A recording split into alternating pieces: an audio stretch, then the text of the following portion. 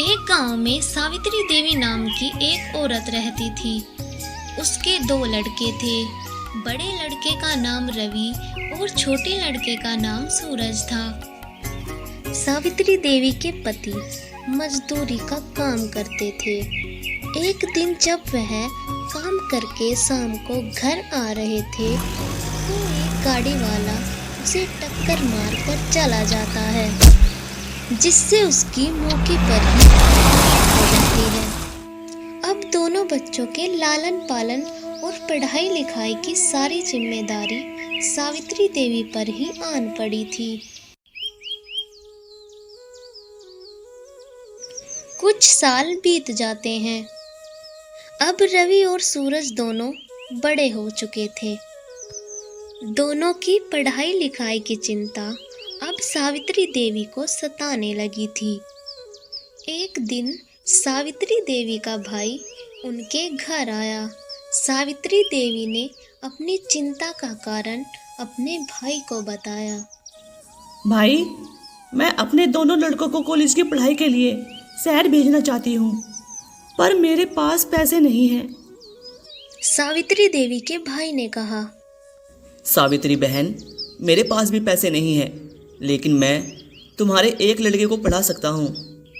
लेकिन पहले तू ये बता, तेरे लड़के पढ़ने में कैसे हैं?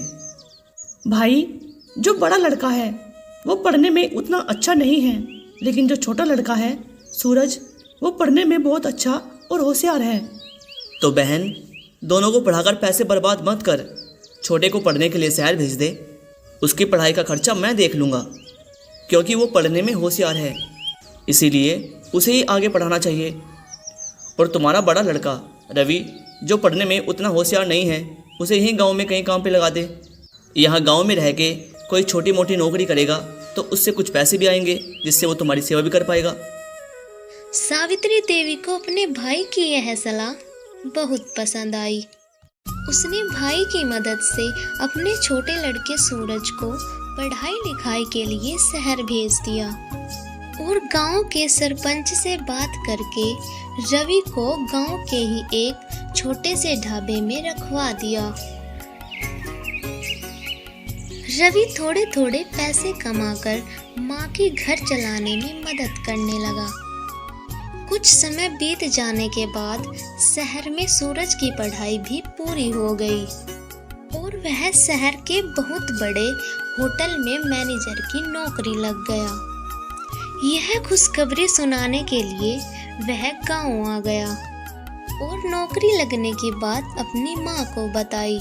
माँ, आज मैं बहुत खुश हूँ। तेरे बेटे की शहर में नौकरी लग गई है। बेटा, ये तो बहुत ही खुशी की बात है। जब से तेरे पिताजी की मौत हुई है, तब से लेकर आज तक हमने बहुत बुरे बुरे दिन देखे हैं। माँ, अब हमारे बुरे दिन चले गए हैं। मैं आपको और बड़े भैया को शहर ले जाने के लिए आया हूँ। कल ही हम यहाँ से शहर चले जाएंगे।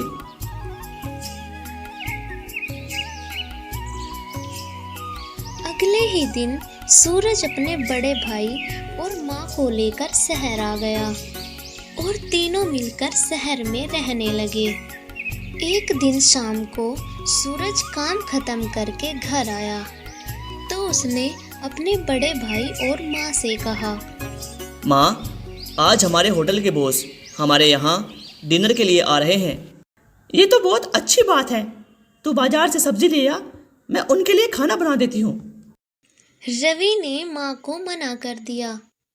देखो माँ, तुम्हारी तबीयत ठीक नहीं रहती, इसलिए सूरज के बॉस के लिए खाना मैं बना दूंगा।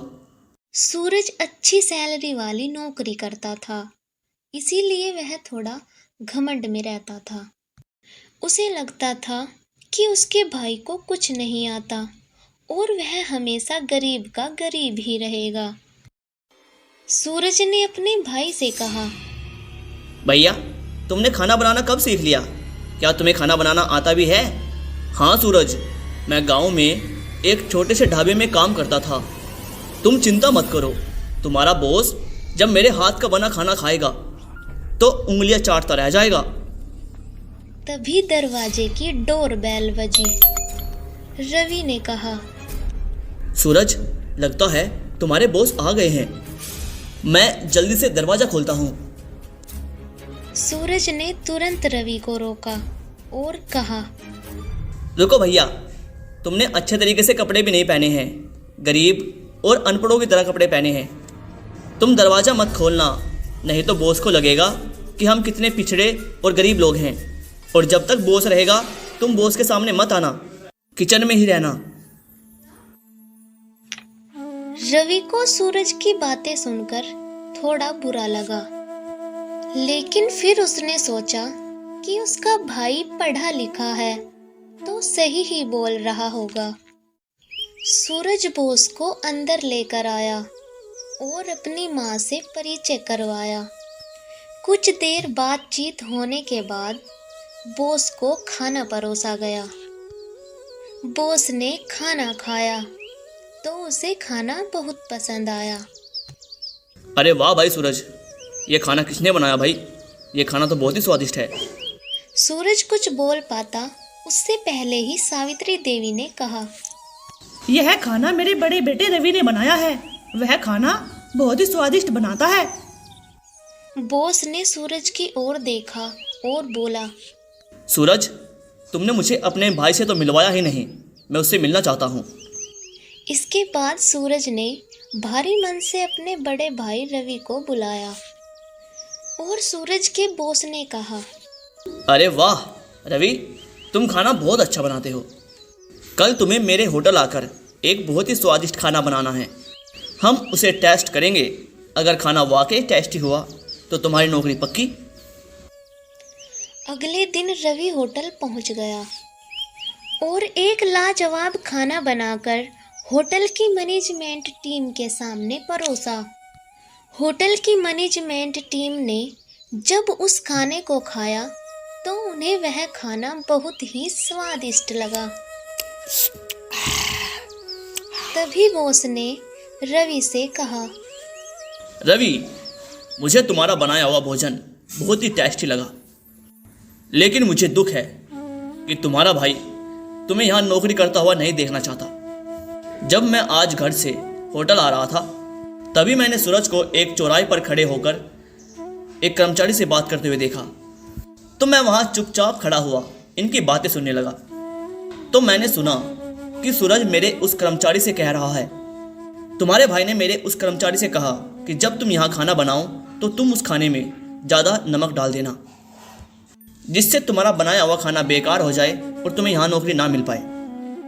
यह सुनकर रवि ने अपने भाई सूरज से इसका कारण पूछा। भाई, सच सच बताओ, तुमने ऐसा क्यों किया?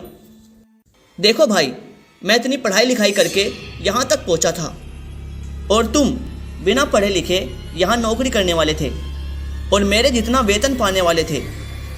ये मुझसे बर्दाश्त नहीं हुआ और मैं चाहता था कि तुम मेरे दिए हुए पैसों से ही अपना जीवन व्यतीत करो और मेरे प्रति हमेशा एहसान बंद रहो। इसीलिए भाई मैंने ऐसा किया, लेकिन अब मुझे अपने इस किए गए काम पर बहुत पछतावा है। तभी बॉस ने कहा, रवि, आज से तुम हमारे यहाँ काम करोगे और तुम्हारे भाई सूरज को मैं आज ही नौकरी से निकाल रहा हूँ। रवि ने तुरंत अपने बॉस से कहा, नहीं नहीं सर, ऐसा मत कीजिए। मेरे भाई से बस थोड़ी सी गलती हो गई है, इसके लिए उसे इतनी बड़ी सजा मत दीजिए। उसने मेरे प्रति जो भी किया मैंने उसे माफ कर दिया सर। सूरज ने जब यह सुना वह रो पड़ा और अपने भाई के पैरों में गिर गया। इसके बाद दोनों भाई हंसी खुशी उस होटल में काम करने लगे और हंसी खुशी उनका जीवन बीतने लगा।